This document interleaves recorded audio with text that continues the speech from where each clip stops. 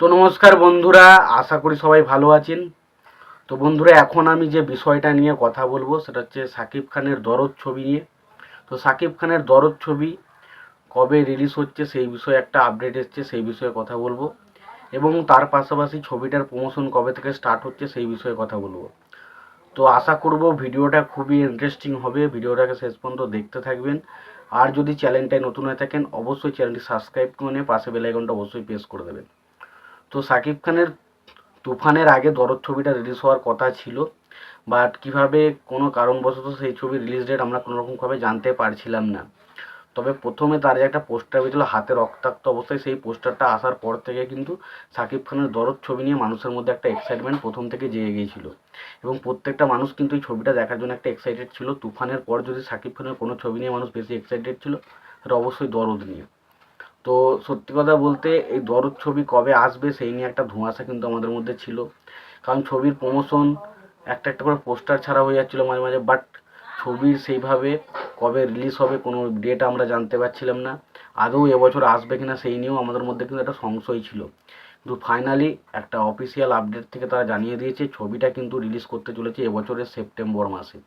তো সুতরাং বোঝা যাচ্ছে তুফানের পর কিন্তু শাকিব খান আবার দরদ নিয়ে সিনেমা হল মাত করতে আসছে, সেটা নিয়ে কোনো সন্দেহ নেই। এবং দরদে আমরা শাকিব খানের যে লুকটা দেখেছি সেখান থেকে একটা জিনিস তো পরিষ্কার হয়ে গেছে, শাকিব খানের ক্যারেক্টারটা হচ্ছে মানে বিশাল কিছু একটা হতে চলেছে।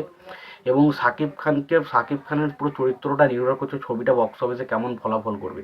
এবং শাকিব খান আছে সেই জন্য বাংলাদেশে একটা ভালো কালেকশন অবশ্যই করবে। তবে শাকিব খানের কাছে একটা প্রমাণ অবশ্যই রয়েছে যে এই ছবিতে তার যে ক্যারেক্টারটা রয়েছে তাকে একটা ভালো অভিনেতা হিসেবে প্রমাণ করার। কারণ ছবির মধ্যে কিন্তু অনেক সাইকোটিক ব্যাপার কিন্তু ছবিটার মধ্যে রয়েছে। অনেক কিলার টাইপের তাকে দেখাচ্ছে, কোনো সময় সাইকো টাইপের, কখনো নর্মাল মানুষ হিসাবে। তো তার অ্যাক্টিংয়ের কিন্তু প্রচণ্ড স্কোপ রয়েছে ছবির মধ্যে। তো এবার দেখা যাক ডিরেক্টর তাকে কীভাবে ব্যবহার করে এবং শাকিব খান কতটা পুল আপ করতে পারে ভালোটা, সেই দেখার মতো বিষয়। যদি ঠিক মতো ব্যাটে বলে হয় তাহলে এই ছবিটাও কিন্তু তুফানের মতো একটা হিউজ সাকসেসফুল ছবি কিন্তু হতে চলেছে। এবং তার পাশাপাশি জানিয়ে রাখি এই ছবিটা কিন্তু একটা প্যান ইন্ডিয়ান ছবি হতে চলেছে। এখানে শুধুমাত্র ভারতের নয়, ভারতের পাশাপাশি বেশ কিছু ইন্ডিয়ান অ্যাক্টরও কিন্তু থাকতে চলেছে। তার মধ্যে আমরা খুবই একটা পছন্দের ভিলেন হিসাবে আমরা জানি রাহুল দেব বর্মন। তো তিনি কিন্তু রাহুল দেব তো তিনি কিন্তু এই ছবিতে অভিনয় করতে চলেছেন। তো বুঝতেই পারছেন যে এইটা একটা প্যান ইন্ডিয়ান প্রজেক্ট যেহেতু, তো অনেক ইস্যুজের সাথে যুক্ত রয়েছে। তো এই ছবির আউটপুট ভালো আসাটা খুবই ভালো, মানে আউটপুট আউটপুট ভালো আসাটা খুব দরকারি।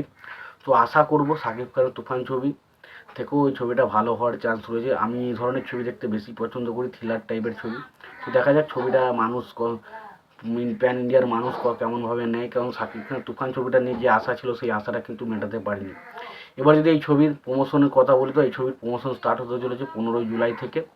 তো দেখা যাক ছবিটার প্রমোশন অর্থাৎ প্রমোশনটা কী দিয়ে শুরু করে, কোনো প্রথম পোস্টার দিয়ে না ছোট্ট কোনো টিজার দিয়ে না গান দিয়ে, সেটা দেখার মতো বিষয় হবে। তবে যাই দিক ছবিটা যদি ঠিকমতো কিছু করতে পারে, টিজার তো তারা দিয়েছিল, আশা করি কোনো গান বা পোস্টার দিয়ে হয়তো তারা প্রথম প্রমোশনটা স্টার্ট করবে। তো 15ই জুলাই থেকে এই ছবির আবার প্রমোশন শুরু হয়ে যাচ্ছে।